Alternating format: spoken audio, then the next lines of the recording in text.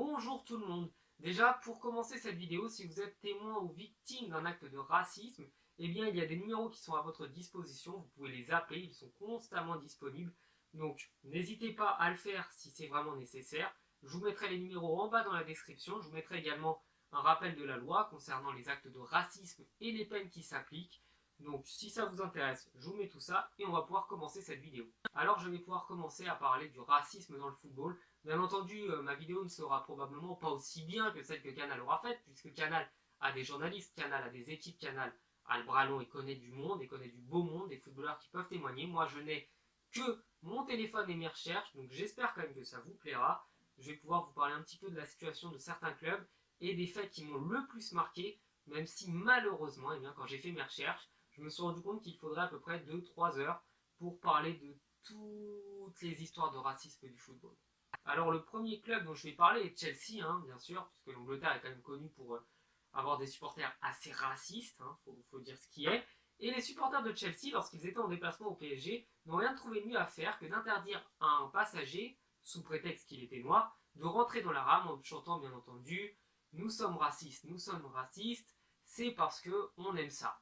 Donc je ne vous mettrai pas la vidéo en anglais, je vous laisse faire vos recherches, parce que je ne veux pas faire la promotion pour ces gens-là, mais ça m'a vraiment marqué, j'ai trouvé ça ignoble, et en toute honnêteté, s'ils avaient fait ça devant les supporters parisiens, eh bien, je pense qu'ils ne l'auraient pas fait devant les supporters parisiens. Donc un acte de lâcheté et en plus de racisme.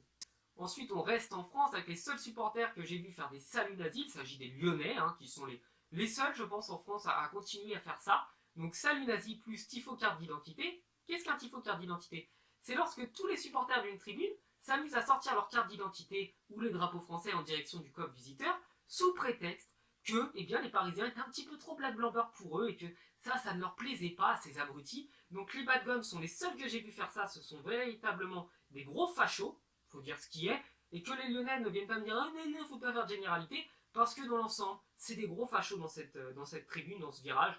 Donc les Lyonnais ne sont pas tous comme ça, mais les bad guns, oui. Donc ces gens-là sont véritablement odieux.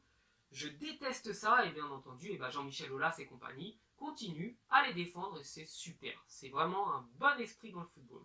Ensuite, on part au Japon avec les supporters de l'Urawa Red, qui s'étaient amusés à mettre un panneau Japanese Only, donc uniquement pour les Japonais, en interdisant, entre guillemets, l'accès aux supporters étrangers. Et bien entendu, ce message était aussi à destination des joueurs et des entraîneurs et des présidents de clubs qui n'étaient pas assez japonais pour eux. Bien entendu, le club a été sanctionné, ils ont eu un match à huis clos, et encore heureux qu'ils ont été sanctionnés par la fédération japonaise parce que c'est véritablement honteux. Ensuite, on retourne en Angleterre, à Londres en 2011. Donc là, par contre, les Anglais sont innocents de ce qui s'est passé. Des supporters écossais ont lancé des bananes à Neymar, donc probablement pour le comparer à un singe, puisqu'il n'y a que les singes qui mangent des bananes, c'est bien connu, les êtres humains n'en mangent pas. Donc ces abrutis ont fait ça, Neymar a dû, je pense, être vraiment choqué, et la fédération écossaise a fini par s'excuser auprès de lui et auprès de la fédération brésilienne. Donc encore heureux qu'il l'ait fait, et j'espère vraiment de tout cœur que ceux qui ont fait ça ont été retrouvés et ont été bannis à vie du stade. Toujours dans le même esprit, en 2014, c'était à Villarreal, lors d'un match contre le Barça, où c'est Daniel Alves qui, alors qu'il allait tirer un corner, s'est fait lancer des bananes dessus, et bien il a décidé d'en prendre et d'en manger. Donc pour vraiment se moquer d'eux, le geste a été repris et a vraiment fait le buzz. Donc là, une réaction très intelligente de la part du joueur, et j'espère en toute honnêteté que là encore, les supporters ont été bannis à vie des stades, puisque je trouve ça véritablement inadmissible.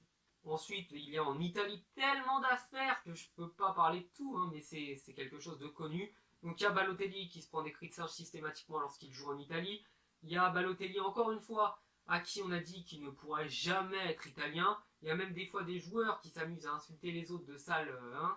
Bref, les supporters italiens ont tendance à être très racistes, et puis c'est un petit peu le cliché sur les Italiens. Mais je tiens à préciser quelque chose, c'est que déjà tous les Italiens ne sont pas comme ça, et que les Italiens sont déjà racistes envers les autres Italiens.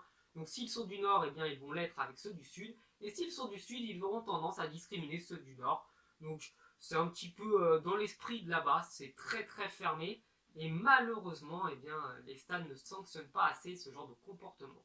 Et bien voilà, cette vidéo est terminée, je n'ai pas parlé de beaucoup d'affaires, parce que ce sont des sujets qui m'énervent, qui vraiment me mettent sur les nerfs. Donc Vous ne verrez pas ça, mais je pense avoir mis peut-être 20-30 minutes à tourner parce que je me reprends à plusieurs fois pour bien parler. Et comme je m'énerve, eh bien je cherche mes mots et je m'énerve encore plus. Donc cette vidéo, vraiment, je l'ai fait pas pour me faire parler de moi parce que je m'en fous complètement. Je l'ai fait pour que les gens soient incités à dénoncer les actes de racisme, à le dire, à le clamer haut et fort lorsqu'ils en voient. La violence dans les stades n'est pas acceptable, mais le racisme l'est encore moins. Donc, encore une fois, il y a le numéro vert que je vous ai mis dans la description. N'hésitez pas à l'appeler. Et je vous dis à la prochaine. Ciao.